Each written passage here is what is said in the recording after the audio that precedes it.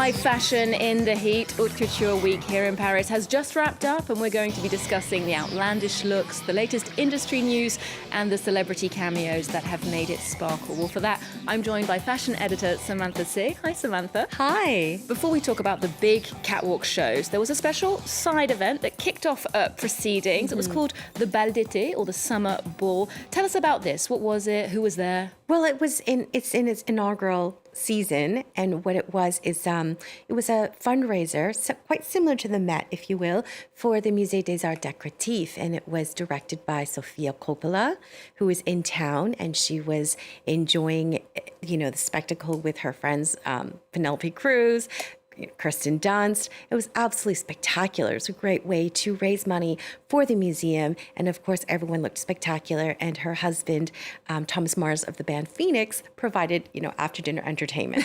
Not too shabby. Sounds very starry. Well, now to the hotly awaited catwalk collection, starting with Chanel. It's a transitional time for the house after the departure of Virginie Viard, as it prepares to welcome a new creative director, Matthieu Blazy, for the ready-to-wear shows in the autumn. Well, in the meantime, the Chanel studios behind this Haute Couture collection. Take a look.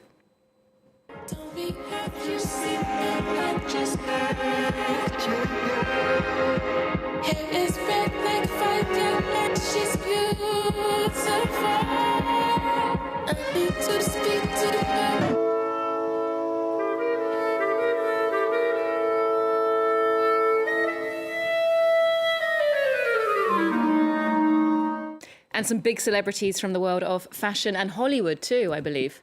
Absolutely. Chanel Couture show is probably the most coveted ticket of the entire week. We definitely had Kirsten Dunst. We have Sofia Coppola, Naomi Campbell, Penelope Cruz, Keira Knightley. Those are just some of the names that showed up. I mean, people and celebrities from all over the world were present at the Chanel show. I'm very excited to see what they'll be doing come autumn. And another house that's looking ahead to a new era is Balenciaga, with the departure of the celebrated Demna Gvasalia. How was his send-off? His send-off was, I think, quite perfect.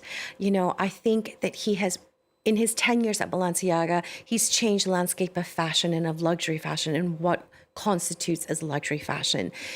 People came out to support him. There were, on front row, there was Nicole Kidman, Kyle MacLachlan, there was Michelle Yeoh, and on the catwalk, Isabelle Huppert, who's a longtime muse to the house, Kim Kardashian, who wore a beautiful white slip dress referencing Elizabeth Taylor in Cat on Hot Tin Roof, and also, of course, Naomi Campbell and Eva Herzegova, who were both walking the show.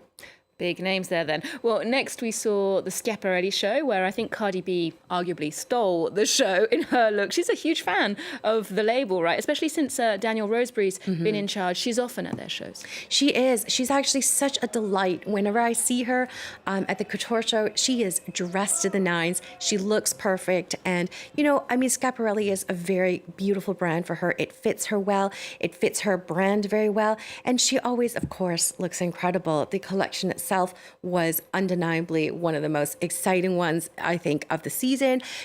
This year, instead of so much color, it was definitely a focus on black and white with hints of red in there. And, everything kind of turned a little upside down. That surrealist tongue-in-cheek feeling that she definitely is on board with.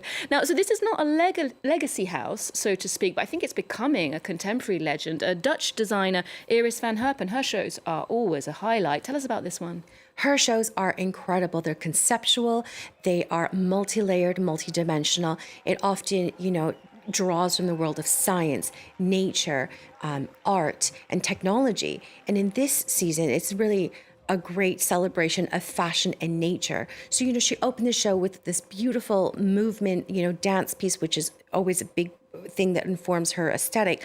But also her dresses were lit by 125 million bioluminescent algae. They were alive, and basically they light up when when there's movement. So it was kind of really amazing. I just felt like I was literally watching nature on the catwalk. Wow, that has to be a first. Well, indeed, let's hear more from Iris van Herpen about the environmental inspirations for this show.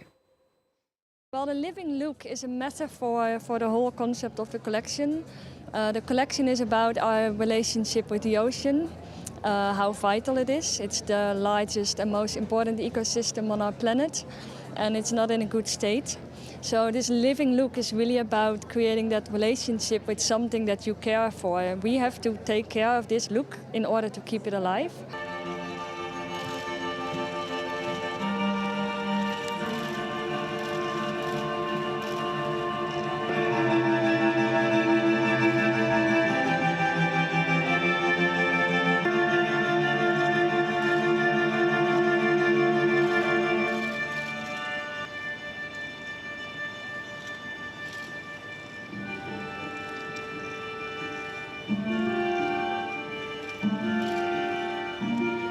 Iris van Herpen, very much an exciting leader in the new generation of couture there.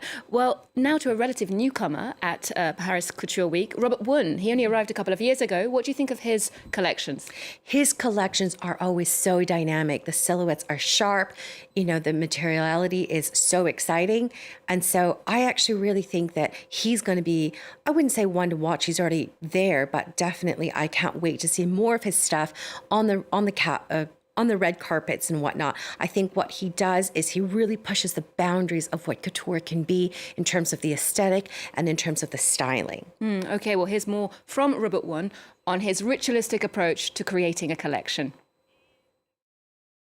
I think it really starts from the idea of where I want to define what is the purpose of clothing anymore, and it really came from my experience at the Marc Hotel during my gala. You know, I was there helping to dressing some of the artists there, attending the carpet, and that kind of hits the idea of what it means to be so.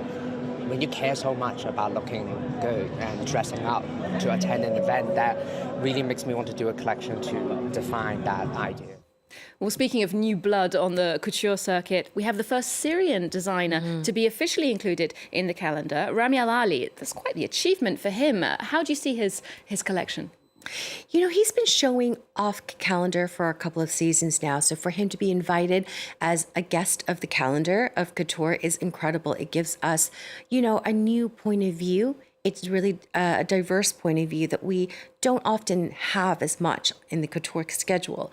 He's brought his Syrian heritage into his collection and a lot of really beautiful embellishments that use the couture technique to help solidify his collection. Certainly bringing a more international aspect to the shows. Well, lots of new developments then in the industry. But Samantha, for you personally, what was the standout show? What did you love? For me, definitely my favorite show is probably the most anticipated show, which was Glenn Martin's debut for Maison Margiela. It was absolutely phenomenal. It blew my mind. You know, we know what he can do already because we've seen what he's done with Diesel and what he did with Y Project, but he's now taking this to the next level.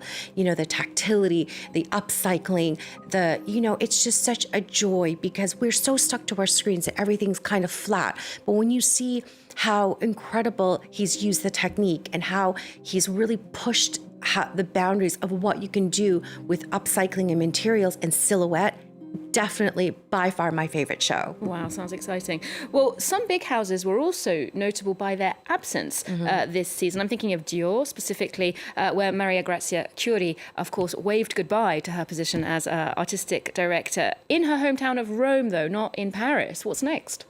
Well, you know, I really enjoyed her collection there. It was a Cruz 2026 and she presented, you know, couture looks there. It was a great send off to her and it's a great way to sort of, you know, close the chapter in her hometown. What's next is definitely going to be so exciting. You know, J.W. Anderson, he's now the new creative director of the brand, looking after men's, women's, and couture.